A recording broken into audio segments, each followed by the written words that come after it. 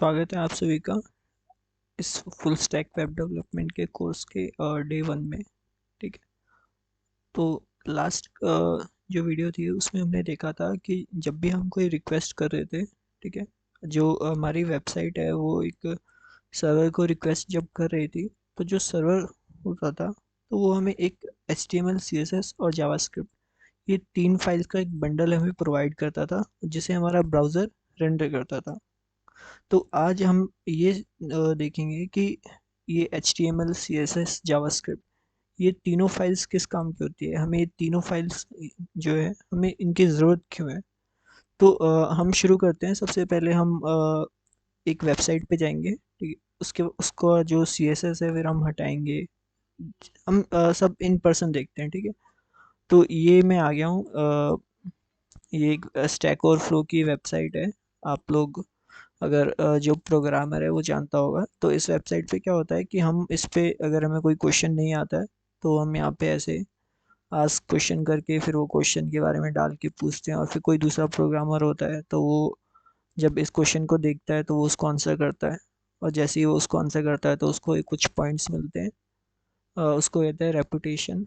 वो बहुत ही ज़रूरी होती। CSS का होना क्यों ज़रूरी है आपको समझ आया। एक CSS का काम, एक CSS यानी कास्केडिंग स्टाइल शीट, इस जो लैंग्वेज है इसकी ज़िंदगी का एक ही मकसद है, और वो ये है कि वेबसाइट को स्टाइलाइज करना, उसको खूबसूरत बनाना। ठीक है। अभी ये हो गया। अभी मैं बस आपको ज़रूरत समझा रहा हूँ कि इसकी ज़रूरत क्यों है। ठीक। अब ये जावास्क्रिप्ट, इसकी ज़रूरत क्यों है। तो देखिए, जो वेबसाइट होती है हुआ क्या कि अगर मैं इसको यहाँ रिलोड कर दूँ, मुझे अच्छी नहीं लग रही वेबसाइट। तो हुआ ये कि पहले क्या होता था कि मतलब कोई भी छोटी से छोटी जो कैलकुलेशन होती थी ना, तो वो सारी हमारे सर्वर पे होती थी। अगर मुझे 2+2+3 भी करवाना है, अगर आई मीन अगर कोई ऑनलाइन कैलकुलेटर है यहाँ पे, अ, और यहाँ पे कोई ऑनलाइन कैलकुलेटर है। क्या हो रहा है, अजीब से रिजल्ट्स आ रहे हैं मुझे। ये पता नहीं ऊपर आता है मेरा आज, पता नहीं क्यों हो रहा है। खैर, अ, अगर मुझे कोई भी कैलकुलेशन करवाना है, ठीक है, तो अगर मैं यहाँ पे 2+3 करूँ, तो पहले क्या होता था, अगर मुझे ये चीज़ भी अगर सर्व करानी है ना, तो इसके लिए मुझे सर्वर चाहिए होगा। ये जो डेटा है, ये हमारा लैपटॉप जो है, जो भी डिवाइस है, ये सर्वर को सेंड करेगा। ठीक है। और फिर सर्वर अपने पास इसके ऊपर कैलकुलेशन करेगा, और फिर कैलकुलेट करने के बाद ये वापस से हमारे ब्राउज़र पे भेज देगा। फिर ना मतलब हर छोटी छोटी चीज़ के लिए हमें सर्वर के पास जाना पड़ता था। तो फिर एक ज़रूरत महसूस हुई कि हमारे पास एक लैंग्वेज होनी चाहिए जिसको हम मतलब जो यूज़र है उसके पास इतनी सारी रैम है, हार्ड डिस्क की इतनी कंप्यूटिंग पावर है, और हम उसकी कंप्यूटिंग पावर का कोई यूज़ नहीं कर रहे। तो उसको यूज़ करने के लिए एक लैंग्वेज बनाई गई, जावास्क्रिप्ट। जावास्क्रिप्ट जो लैंग्वेज है वो वेबसाइट को पावर प्रोवाइड करती है। आप देखें कैसे, जैसे उसका मैं आपको डेमोन्स्ट्रेशन देता हूँ। मैं जाता हूँ यहाँ पे, ये जो 3 डॉट है यहाँ पे क्लिक करें, और यहाँ पे आप सेटिंग पे जाएं और सेटिंग में सर्च करें आप जावास्क्रिप्ट। यहाँ पे आप जाएंगे, उसके बाद फिर ये जावास्क्रिप्ट, और यहाँ पे क्लिक करें don't allow sites to use JavaScript. उसके बाद 1 मिनट पहले अलाउ करके हम दिखाते हैं कि ये वेबसाइट कैसी लग रही है। तो ये वेबसाइट है अमेज़न की। अगर आप इसको रीलोड कर लें तो अभी जो है ये इसमें जावास्क्रिप्ट अलाउड है। ठीक है। और आप देख पा रहे हैं वेबसाइट काफ़ी अच्छी लग रही है, और इसके अंदर ये जो चीज़ें हैं ये चेंज भी हो रही हैं।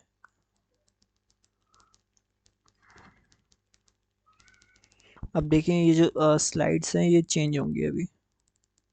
ठीक है। ये जो है एक्चुअली में पावर बाय जावास्क्रिप्ट है। अगर मैं इस वेबसाइट से जावास्क्रिप्ट को रिमूव कर दूं तो देखें ये जो चीज़ें हैं वो काम करना बंद कर देंगी। ठीक है। अब वेबसाइट उतनी अच्छी भी हैपनिंग नहीं लग रही है, और यहाँ पे ये अच्छी भी नहीं लग रही है उतनी। अब ये चेंज भी नहीं होगी। इनफैक्ट जावास्क्रिप्ट इतनी इम्पॉर्टेंट है वेबसाइट्स के लिए कि कई वेबसाइट्स आप बिना जावास्क्रिप्ट के एक्सेस भी नहीं कर सकते, क्योंकि ऐसे कई सारे फ्रेमवर्क आते हैं, जैसे रिएक्ट जेएस। ठीक है, ये चीज़ भी हम यूज़ करेंगे। ये पूरा जावास्क्रिप्ट का एक फ्रेमवर्क है। ये फेसबुक ने बनाया था। ठीक है, और ये सिंगल पेज एप्लीकेशंस को बिल्ड करने में काम आता है। अगर आप इससे यूट्यूब को ओपन करने की कोशिश करें, अगर और देखें अभी क्या है, जो हमारी जावास्क्रिप्ट थी वो इनेबल थी, इसलिए यूट्यूब खोला। अगर मैं इसको डिसेबल कर दूँ ना, और अब मैं यूट्यूब खोलने की कोशिश करूँ, तो मेरा यूट्यूब भी नहीं खुलेगा। क्योंकि ये जो यूट्यूब है, ये जावास्क्रिप्ट इसको चाहिए ही चाहिए, क्योंकि ये रिएक्ट जेएस जो फ्रेमवर्क है उस पे बना है। और इसी वजह से एक्चुअली होता क्या है ना, रिएक्ट जेएस एक बहुत ही पावरफुल फ्रेमवर्क है। इसमें क्या होता है, हर चीज़ कंपोनेंट बाय कंपोनेंट ब्रेक करी गई होती है। ये सारी चीज़ें मैं आपको ऐसी जनरल नॉलेज के लिए बता रहा हूँ, बट अभी तो हम इसको नहीं करने वाले। फ्यूचर में जब हमारी नॉलेज काफ़ी बढ़ जाएगी तो हम यूज़ करेंगे। तो अब भी आप समझ गए होंगे कि जावास्क्रिप्ट का यूज़ क्या होता है। और अब हम बात करते हैं केवल एचटीएमएल की। अ, ठीक है, हम अब बात करते हैं केवल एचटीएमएल की। हाँ, एक बात और, सबसे पहले मैं बताऊँ, मैं यहाँ पे टूल्स क्या क्या यूज़ करने वाला हूँ। तो मैं यहाँ पे यूज़ करूँगा वी एस कोड एडिटर।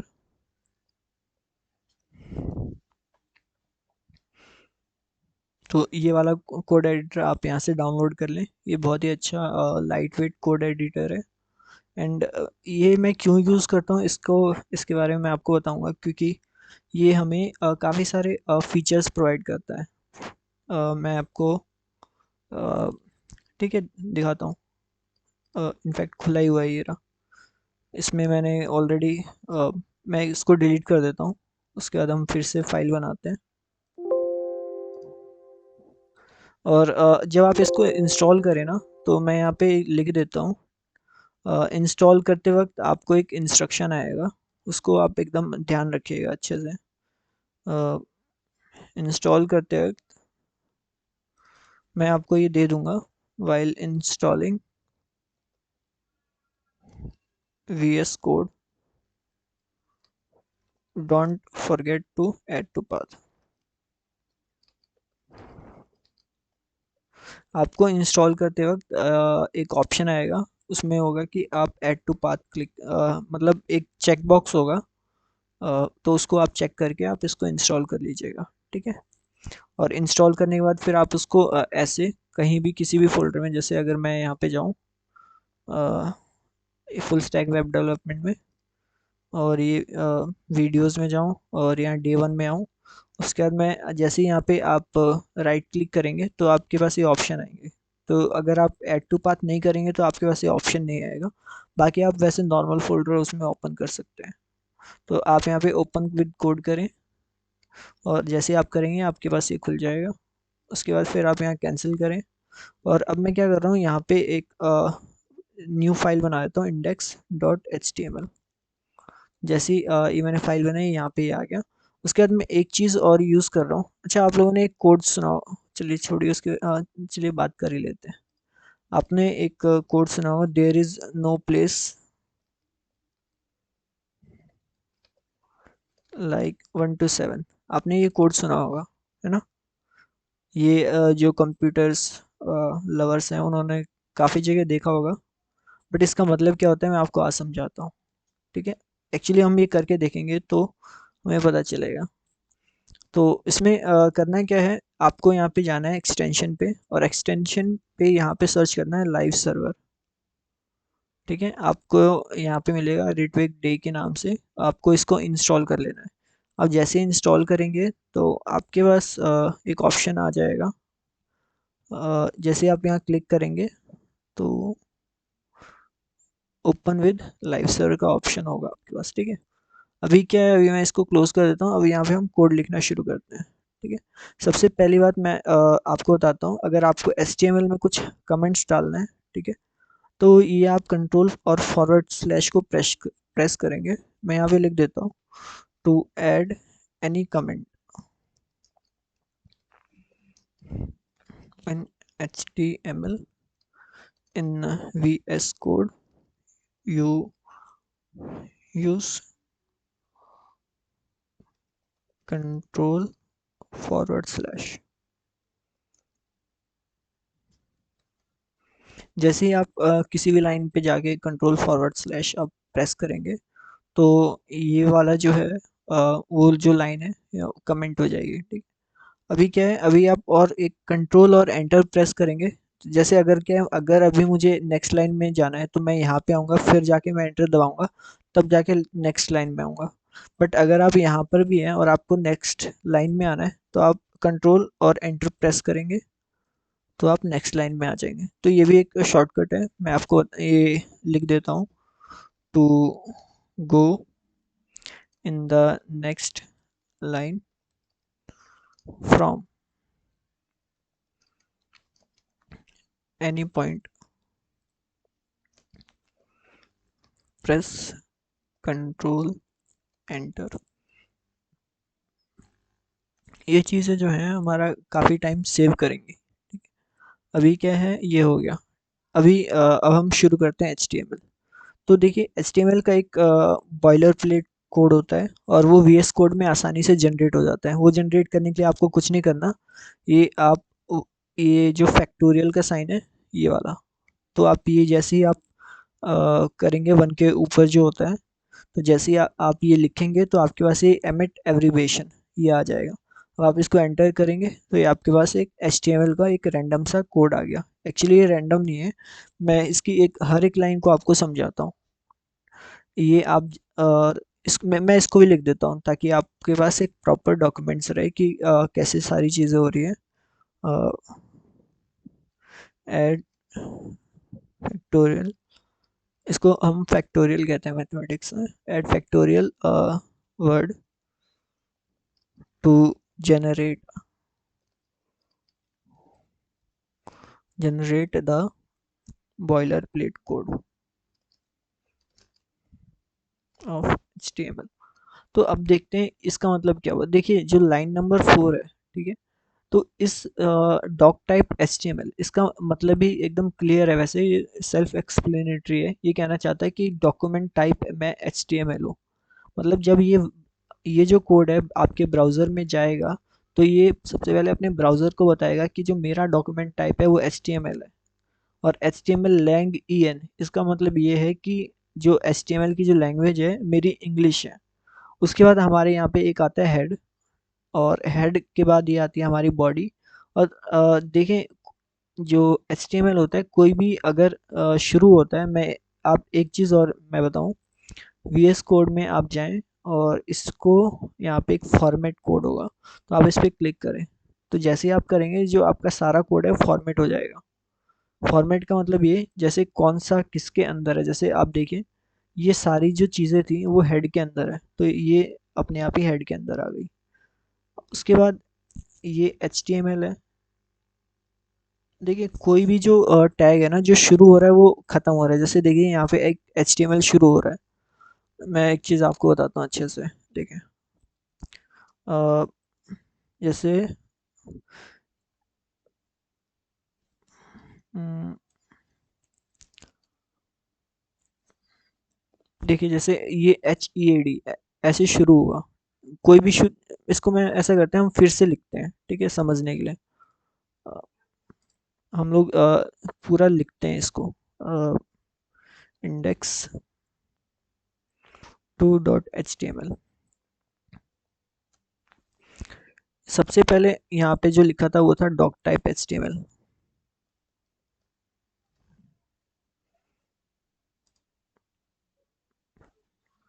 इसका देखिए इसका मतलब क्या है डॉक टाइप HTML का, मैं यहाँ पे कॉपी कर लेता हूँ। इसका मतलब ये है कि जो मेरा डॉक्यूमेंट टाइप है वो HTML है। उसके बाद हमने एक अगली लाइन ये लिखी HTML। ठीक है, जैसे ही हमने ये किया तो यहाँ पे देखें ये शुरू हुआ और फिर ये ख़त्म हुआ।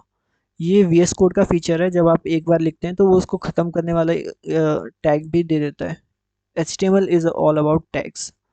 इसमें देखें ये शुरू होते वक्त ऐसे होते हैं और ख़त्म होते वक्त एक फॉरवर्ड स्लैश एक्स्ट्रा आ जाता है इसमें। उसके बाद HTML में दो चीज़ें होती है, एक होती है हेड और एक होती है बॉडी। जैसे कि इंसानों में भी होती है, मैं आज इसमें देख रहा हूँ। तो हेड और बॉडी देखें, कोई भी टैग शुरू हो रहा है फिर वो ख़त्म भी हो रहा है। ये शुरू हुआ और फिर ख़त्म, ख़त्म होने के लिए, ख़त्म होने की क्या जो कंडीशन होती है, देखिए ये फॉरवर्ड स्लैश एक्स्ट्रा आता है। अब ये जो चीज़ें हैं कि हेड का मतलब क्या है, बॉडी का मतलब क्या है, तो देखिए हम किसी वेबसाइट पे चलते हैं। अगर मैं amazon.com पर ही आता हूँ, ये थोड़ी कॉम्प्लिकेटेड हो जाए, चलिए ठीक है देखते हैं जो भी है। तो अब देखें ये लाइन रैप हो सकती है, ठीक है। तो ये देखिए यहाँ से शुरू हुआ हेड। इसने सबसे पहले यहाँ बताया डॉक टाइप HTML हूँ मैं। उसके बाद इसने बताया कि मेरा जो लैंग्वेज है वो इंग्लिश है। उसके बाद इसने और भी कुछ डेटा दिया है, उसके बारे में हम फिर कभी बात करेंगे। अभी आते हैं हेड के बारे में। जो हेड वाला जो सेक्शन होता है किसी भी वेबसाइट का, उस हेड वाले सेक्शन में उस वेबसाइट की इंफॉर्मेशन होती है। फॉर एग्जांपल ये जो लोगो है, ठीक है, ये जो वेबसाइट में लिखा है ना अमेज़न स्पेंड, ये सारी चीज़ें, तो ये जो इसका मतलब ये होती है टाइटल में। अगर मैं आपको दिखाऊं amazon.com स्पेंड, अगर मैं इसका टाइटल वाला सेक्शन आपको दिखा पाऊँ तो उसमें एग्जैक्ट सेम चीज़ लिखी होगी। आपसे आप ये भी सोच रहे होंगे ये जो जावास्क्रिप्ट का कोड है ये क्यों लगा हुआ है। ये पता है ये इसमें लगता है इस वेबसाइट पे होने वाली जो हरकतें हैं ना उनको डिटेक्ट करने के लिए। मैंने आपको बताया था कि जावास्क्रिप्ट का जो ज़िंदगी का मकसद है वो ये है वेबसाइट को पावर प्रोवाइड करना। आप इसके अंदर क्या सर्च कर रहे हैं, क्या जो भी चीज़ें हैं, तो ये सारी चीज़ें इसको, और कौन सा बंदा कितनी देर इस पे रह रहा है, तो ये सारी चीज़ें ये मॉनिटर करने के लिए जावास्क्रिप्ट के कोड्स होते हैं। इसमें आप देख रहे हैं स्टाइल शीट लगी हुई है। अभी अपना मकसद है टाइटल को ढूंढना। तो चलिए हम अपना मकसद जारी रखते हैं और टाइटल को ढूंढने की कोशिश करते हैं। तो ये हमें जो था वो टाइटल मिल गया, ठीक है। अभी क्या है, ये देखिए एक चीज़ और यहाँ पे मेटा, मेटा नेम डिस्क्रिप्शन। तो ये मेटा जो डिस्क्रिप्शन है, मेटा कीवर्ड्स हैं, ये किस काम आते हैं। तो एक्चुअली क्या होता है, जो गूगल होता है या जो भी सर्च इंजन होते हैं, तो वो जो वेबसाइट्स को जो रैंक करते हैं ना, तो उन रैंक को उस रैंक में मतलब कोई भी आपने इंफॉर्मेशन वहाँ पे गूगल पे डाली, तो गूगल उन जो वेबसाइट है उसको, उसके जो कीवर्ड्स हैं, डिस्क्रिप्शन है, तो इन सारी चीज़ों को कंसिडर करेगा कि इस वेबसाइट पे क्या इंफॉर्मेशन अवेलेबल है, और उस हिसाब से उसने अपना एल्गोरिथम बना रखा है, और फिर उस हिसाब से उन वेबसाइट्स को रैंक करता है। तो ये सारी जो चीज़ें हैं ये उसमें काम आती हैं। उसके बाद इसमें एक और होगा फेविक करके, तो वो जो होगा वो इस आइकन के लिए होगा, वो जो पर्टिकुलर टैग होगा। तो मोरलेस हमने ये चीज़ें देख ली है। उसके बाद हमारी जो बॉडी है, ये जो हमारी बॉडी है, तो इसके अंदर वो डेटा होता है पूरी वेबसाइट का डेटा जो हमें चाहिए। उसके बाद देता है एक फुटर टैग होता है। ये जनरली वैसे फुटर टैग के बिना भी वेबसाइट चल होती है और हम बना सकते हैं, बट ये जो फुटर टैग होता है ये मतलब एक जो एसईओ होता है उसको ये समझने में मदद करता है कि ये फुटर है हमारा। जो एसईओ जो गूगल होता है उसके बॉट्स होते हैं, तो जो बॉट्स होते हैं वो वेबसाइट्स को क्रॉल करते हैं अपनी उसको इंडेक्स करने के लिए, ताकि वो रैंक करें उसको। तो वो फुटर से अच्छे से समझ पाता है कि ये जो है वेबसाइट का फुटर है, और इस हिसाब से उनके बहुत सारे एल्गोरिथम होते हैं, मतलब वेबसाइट की परफॉर्मेंस वगैरह, तो उससे वो रैंक करते हैं। तो अब हम यहाँ पे शुरू करते हैं, थोड़ा बहुत अपना कोड लिखते हैं और थोड़ा अच्छा फील करते हैं। इसको डोंट सेव करते हैं, हमें इसकी ज़रूरत नहीं है। तो सबसे पहले हम वेबसाइट को टाइटल देते हैं यहाँ पे कुछ मैं यहाँ पे टाइटल देता हूँ वेबसाइट को माय फर्स्ट वेबसाइट।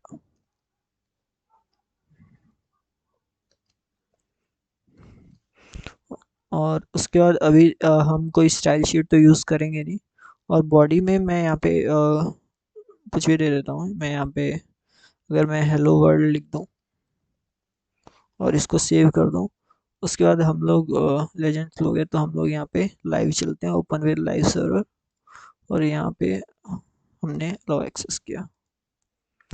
उसके बाद आप देख रहे हैं यहाँ पे ये एक नंबर है 1 to 7, 0.001 जो कि जिसकी हमने बात करी थी, there is no place like 127.0.01। इसका मतलब ये होता है कि ये आपका लोकल सर्वर है और इसके साथ आप जो भी कर सकते हो। तो यहाँ पे आप देख रहे हो index.html इसने जो फाइल थी उसको यहाँ पे रेंडर कर दिया है। अगर आप इसके कोड्स पे जाओगे तो ये वही कोड्स हैं, और ये वाला जो कोड है ये जो आप देख पा रहे हो ये हमारे लाइव सर्वर ने इंजेक्ट कर रखे हैं।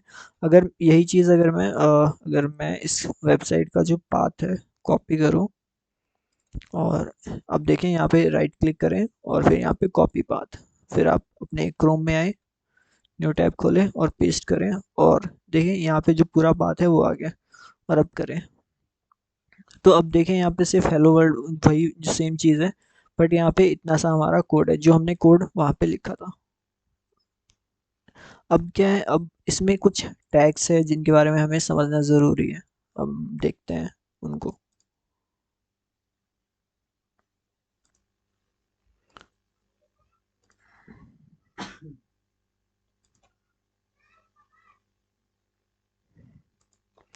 तो अभी इसमें और भी देखते हैं हम कुछ, जैसे यहाँ पे ये X U A compatibility I E H, इस viewport width is equal to device width initial scale.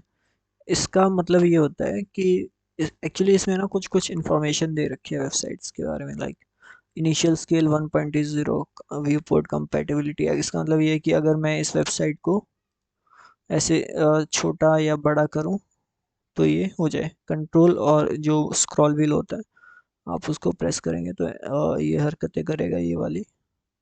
मैं वापस से इसको 100% पे ले जाता हूँ जो कि नॉर्मल होता है अभी। ठीक है, हम इसमें और एक्सप्लोर करते हैं कि HTML में क्या क्या पॉसिबिलिटीज़ हैं अपने पास। तो इसके लिए कि मेरे से कोई टॉपिक छूट ना जाए, मेरे पास ये बुक है, तो मैं इस बुक का आपको PDF में जो PDF है वो आपको प्रोवाइड कर दूंगा। तो अंडरस्टैंडिंग द स्ट्रक्चर, तो हमने एक HTML की वेबसाइट का HTML का स्ट्रक्चर समझ लिया है। इसमें 3 चीज़ें होती हैं। एक तो पूरी चीज़ HTML में रैप होती है, और उस HTML के अंदर 2 चीज़ें हैं, हेड और बॉडी। उसके बाद देखते हैं इसके अंदर और क्या क्या चीज़ें हैं। ठीक है, HTML में जो टैग्स होते हैं अलग अलग चीज़ों के लिए अलग अलग टैग्स होते हैं। तो ये एक है हेडिंग टैग। तो आपको किसी भी चीज़ की हेडिंग देनी है तो यहाँ पे वो हेडिंग टैग है, और हेडिंग टैग में क्या है, H1 है। H1 में क्या है, H1 H1 एक टैग है, इसके अंदर आप कुछ भी डाल सकते हैं। अब मैं आपको एक चीज़ और बताता हूँ, आप यहाँ पे लिखें LOREM lorem 22। जैसे ही आप ये लिख के एंटर मारेंगे तो यहाँ पे 23 वर्ड्स जनरेट हो जाएंगे। मैं Ctrl Z दबा के, ये बहुत ज़्यादा हो गया, तो लॉरम 8 करता हूँ, तो यहाँ पे ये 8 रैंडम वर्ड्स जनरेट कर देगा। उसके बाद ये H1 हो गया। उसके बाद हम देखते हैं H2। तो मैं यहाँ पे एक और शॉर्टकट लिखता हूँ। अगर आप मैं यहाँ पे कंट्रोल फॉरवर्ड दबा के कमेंट करता हूँ ताकि ये जो कोड है वो रीड ना हो। उसके बाद मैं बताता हूँ शिफ्ट ऑल्ट डाउन, प्रेस करेंगे, जो अपर लाइन होगी वो कॉपी होके नीचे आ जाएगी, कॉपीड टू डाउन। मैं आपको इन प्रैक्टिकल दिखाता हूँ कहीं से भी। जैसे ये वाली लाइन है, मैंने दबाया शिफ्ट ऑल्ट और डाउन, ये कॉपी हो गई। अब ये जो H1 है ना टैग, H1 टैग को मैं चेंज करता हूँ H2 से। तो ये वाला हो सकता है आपके में, आपको मतलब अलग अलग जाके चेंज करना पड़े। मैं एक जगह चेंज कर रहा हूँ, दोनों जगह हो रहा है। मैंने इसके लिए यहाँ पे कोई एक्सटेंशन इंस्टॉल करी थी कभी, एंड अभी के लिए मैं उसका नाम भूल चुका हूँ। मैं देखता हूँ, ऑटो क्लोज टैग है, ऑटो रीनेम टैग है शायद, हाँ यही है। तो आप इस एक्सटेंशन को इंस्टॉल कर लोगे तो आपको भी ये फीचर मिल जाएगा जो मुझे मिला हुआ है। उसके बाद अब मैं आता हूँ यहाँ S2 हो गया, मैं एक बार फिर से शिफ्ट ऑल डाउन दबाता हूँ, और मैं कई बार कर देता हूँ क्योंकि मुझे छः जो होते हैं ना टैग्स वो होते हैं। अब हम यहाँ देखते हैं, मैं इसको 3 करता हूँ, उसके बाद इसको मैं 4 करता हूँ, और इसको मैं 5 करता हूँ, और इसको मैं 6 करता हूँ। उसके बाद ये जो 2 वाला है मैं इसको हटा देता हूँ, उसके बाद मैं इसको सेव करता हूँ और अब हम देखते हैं यहाँ पे लाइव सर्वर पे किसका क्या सीन है। तो अब मैं इसको रिलोड करता हूँ, आप देख रहे हैं ये लॉरम, ये मतलब पहले बहुत बड़ा था, फिर ये बहुत छोटा हो गया, फिर उससे भी छोटा हो गया, फिर उससे भी छोटा हो गया, फिर ये और छोटा हो गया। तो ये मैक्सिमम H6 तक ही होता है। अगर आप यहाँ पे H7 करेंगे तो कोई फर्क नहीं पड़ेगा। ये नॉर्मल वाली जो लाइंस होती हैं, अगर मैं यहाँ पे ये जो नॉर्मल फॉन्ट साइज होता है जो वेबसाइट होती है क्रोम की, तो जो डिफ़ॉल्ट स्टाइल्स होते हैं ना वो यहाँ पे अप्लाई होंगे। उसके बाद H1 होता है। अगर आप चाहें तो इस वेबसाइट में देख भी सकते हैं कितनी जगह इन्होंने H1 यूज़ करा है। तो मैं यहाँ पे दिखाता हूँ H1। तो ये कुल 12 जगह पे इन्होंने H1 को यूज़ करा है। ये तो स्क्रिप्ट्स हैं वैसे।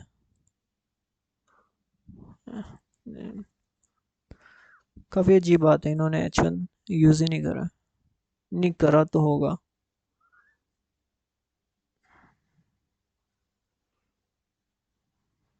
हो सकता है इन्होंने कहीं दिया ही ना हो H1। यहाँ देखते हैं। वैसे मुझे तो यही लग रहा है H1 है। मैं यहाँ इंस्पेक्ट करता हूँ। देखिए यहाँ H1 है ना? उसमें उन्होंने कहीं यूज़ नहीं करा है। तो ये सारी चीज़ें जगह जगह पे हो सकता है आप कोई कहीं यूज़ करें। इसमें एक टैग और आता है। तो ये सारे टैग आपको पता होने चाहिए कि H1 क्या करता है, H2 क्या करता है। ये H1 हेडिंग के लिए यूज़ होता है, तो heading 1, heading 2, heading 3, heading 4, heading 5, heading 6। आपको बड़ी चाहिए तो 1, 2, 3, 4, 5, 6। और उसके बाद आप जैसे हो सकता है आपको उन छह में से कोई नहीं चाहिए, तो आपको जो CSS होता है वो इतनी पावर देता है कि आप अपने हिसाब से उसका जो साइज़ है वो चेंज कर पाएँ। अभी क्या है, अभी हमने H1 देख लिया। अब हम और यहाँ देखते हैं, हेडिंग हो गया। हेडिंग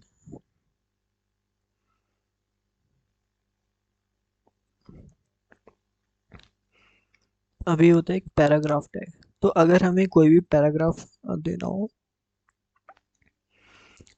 मैं इसको हटा देता हूँ। उसके बाद मैं यहाँ पे एक एक टैग और आपको बताता हूँ। अगर मैं यहाँ पे HR दबा दूंगा और एंटर मार दूंगा तो देखिए ये टैग कभी क्लोज नहीं होगा।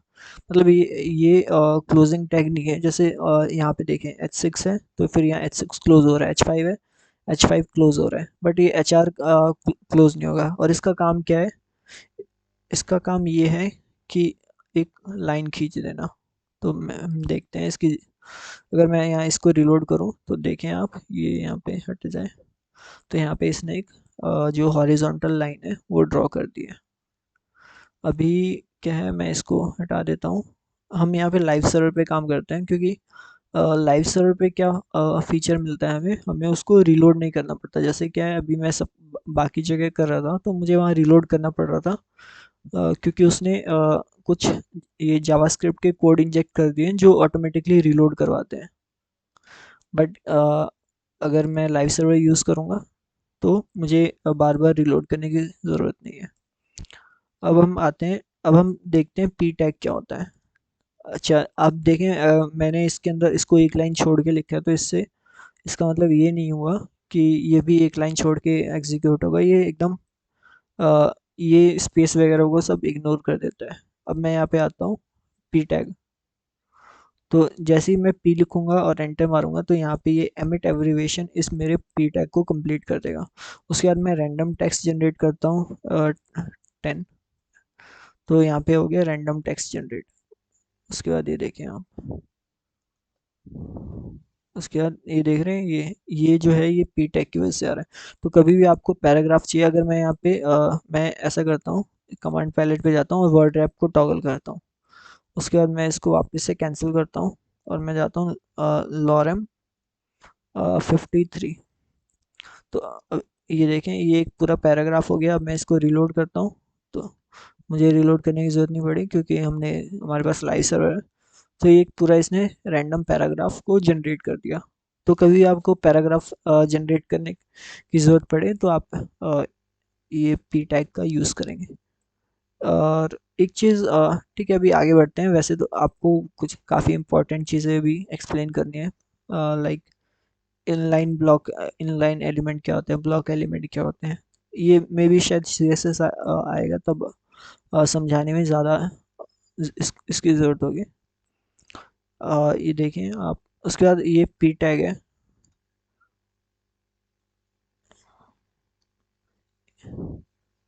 ये जो लैंग्वेज है इसको मतलब अगर अनलेस आप यूज़ नहीं कर रहे तो इस एट्रीब्यूट की ज़रूरत नहीं है। मैं अपना फ़ोन साइलेंट कर लेता हूँ।